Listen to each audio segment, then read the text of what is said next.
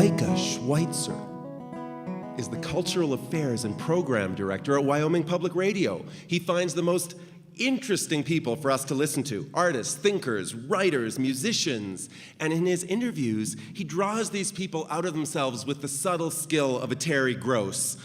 So now I've outed myself as a total NPR nerd and outed Micah as an exquisite interviewer.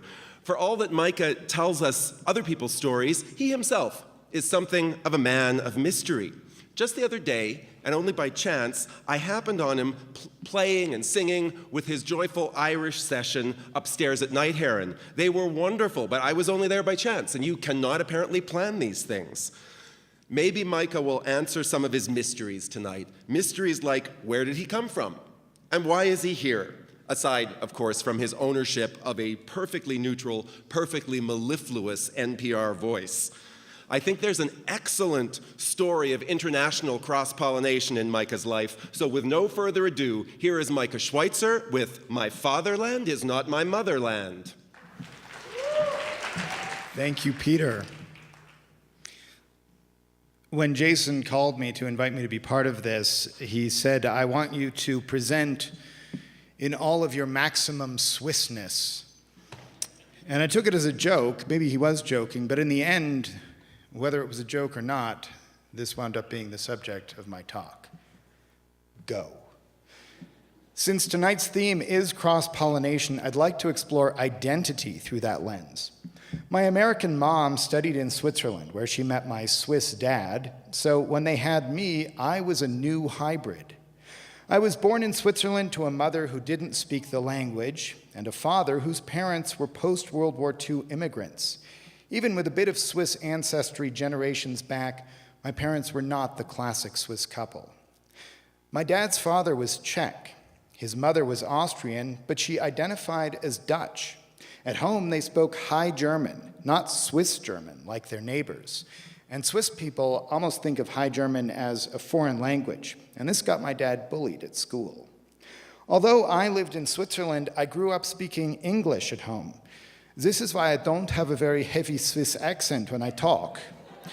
My mom dressed me in velour jumpsuits, and we lived in the middle of farm fields about 45 minutes from Zurich.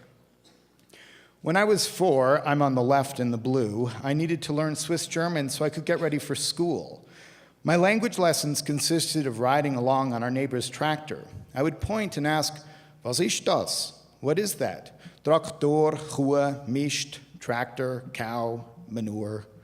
So I grew up as a hybridized child. One week at school, they gave away free apples. I didn't take one. The word free never came up on the tractor. Although I sounded like a native, I knew I wasn't one. Then we moved to Buffalo, New York for first grade. Again, I looked and sounded like I fit in, but I didn't feel like it. My best friend was really into Star Wars. I had never heard of any of it.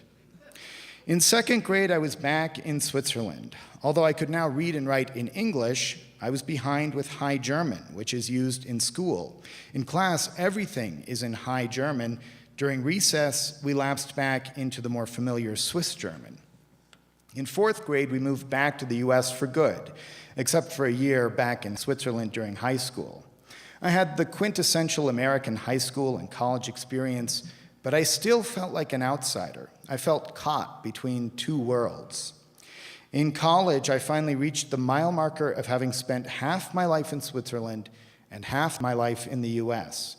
Crossing that line felt strange. I wondered where I really belonged and what it meant to be more American than Swiss. Then came life. We started our careers and moved cross-country for our jobs 4 times. We bought a house, so a trip to Switzerland was not in the budget. But we did keep Swiss traditions. Large quantities of molten cheese in the form of fondue and raclette for the holidays, a hike on Swiss National Day, August 1st, and a strong sense of snobbery and self-righteousness about chocolate. All the while, I still wondered, where's home? I haven't been back to Switzerland in 15 years now.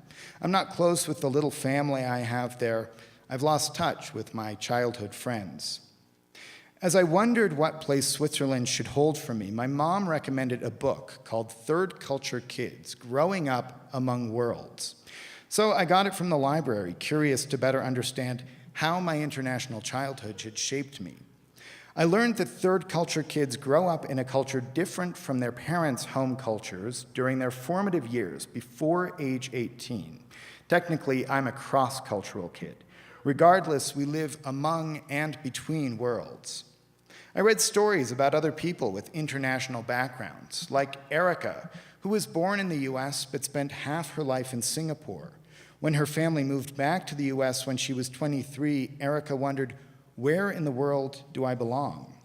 Or Bryce, who grew up in Canada, where he still lives. His father is half French, half Vietnamese. His mother is Ethiopian. So Bryce doesn't identify as any one nationality. He says he's multicultural. Reading these stories, I realized I'm not alone. I'm one of millions of third culture kids and cross-cultural kids.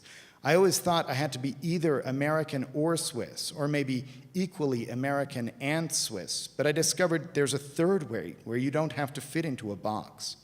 So the stories of others helped me find my own. Glynn Washington from NPR's Snap Judgment once told me over beers and a burger that everyone has a story, and that's affected how I think about my job. My job at Wyoming Public Radio is to give people a place to tell their own stories, a place to share those stories with others. I'm living proof of the power of stories because in hearing other people's stories, I found my own. Thank you.